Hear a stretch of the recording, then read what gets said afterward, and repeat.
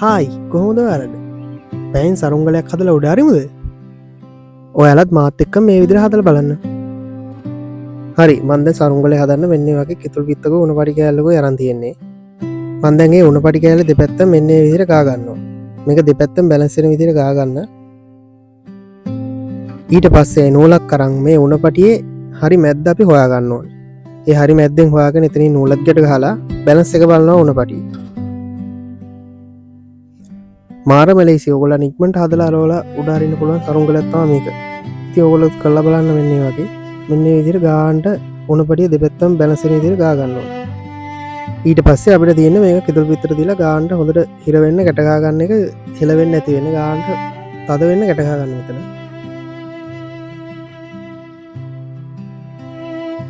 සරුංගලේ ඔළුව පැත්ත තමයි අපි මුලින්ම හදාගන්නේ. ඒ කියන්නේ කිතුල් පිටේ හොට තියෙන දා.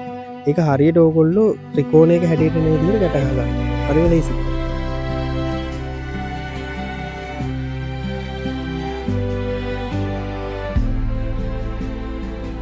අනිවාර්යයෙන්ම මේක හදනකොට නූල් වල දිග එක සමාන වෙන්න ඕනේ. අපි ගැට ගන්න තැන් දෙපැත්තම එක සමාන වෙන්න ඕනේ. ඒක තමයි තීරේ ඒ විදිහටම කරගන්න. එහෙම නැති වුණොත් තමයි සරුංගලේ ඔය කූරිය ගන්න ඒවා අරම්මලන් උඩ යන්න ප්‍රශ්න එන්නේ. ඒක හරියටම බලලා ඒ වෙලාවට කරගන්න.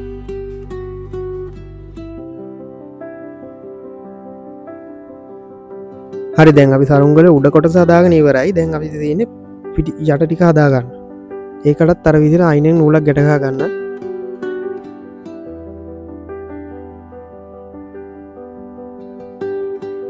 ඊට පස්සේ මෙන්න මේ වගේ යාළුවනේ ලස්සන සරුංගලේ හැඩේන විදිහට නූල ඇද ගන්න. අපි බටේ දෙපැත්තම ගානට ගාගත්තට පස්සේ තමයි මේ වගේ ලස්සන හැඩයක් අපිට ගන්න පුළුවන්. ඒ කියන්නේ ගානට බටේ ඒ වෙලාවට ඕගොල්ලෝ ගාන වෙලාවට බලලා ගා ගන්න.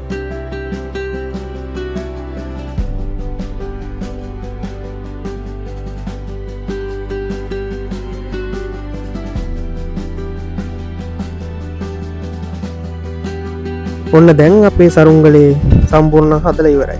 එහෙනම් ගානට ඔය ලස්සනට දී බටේ ගානට ගාගත්තට පස්සේ කිසි ප්‍රශ්නයක් නැතුව ගානට දිනවා.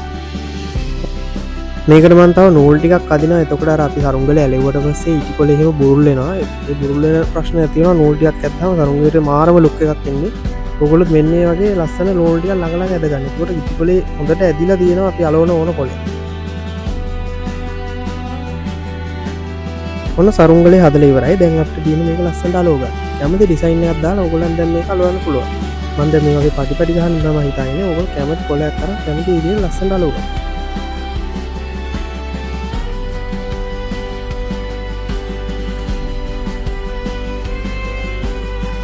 අනිවාර්යෙන් මොන සරුංගලේ ඇලෙව්වත් ඕගොල්ලෝ මෙන්න මේ පැත්තට තියාගෙන තමයි අලවන්න ඕනේ. ඒකෝට ගානට කොලේ ඇදලා අපිට අලව ගන්න පුළුවන්. ඒකෝට මේ කිතුල් විත්තේ උණ පටිය අනිවාර්යෙන් ගම් ගා ගන්න.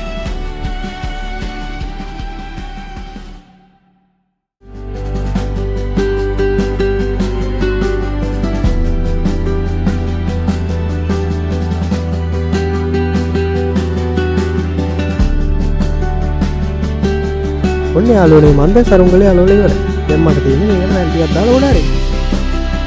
ඉතින් යාළුවනේ ඕගොල්ලන්ට මේ වගේ ලස්සන සරුංගලයක් හදලා උඩ අරගන්න පුළුවන්. හරිම ලේසියි. ඉතින් යාළුවනේ ඕගොල්ලන්ට මේ වගේ සරුංගලයක් හදනකොට ප්‍රශ්න මොනවද කියලා අනිවාර්යෙන් කමෙන්ට් එකක් දාගෙන යන්න. අපි බලමු මේ ප්‍රශ්න විසඳගන්න කොහොමද කියලා.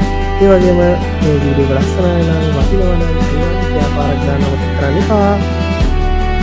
එහෙනම් යාළුවනේ මේ වගේ ලස්සන වීඩියෝ එකක් කරන් ආයෙත් එන්න පුළුවන් සුවදවසක්.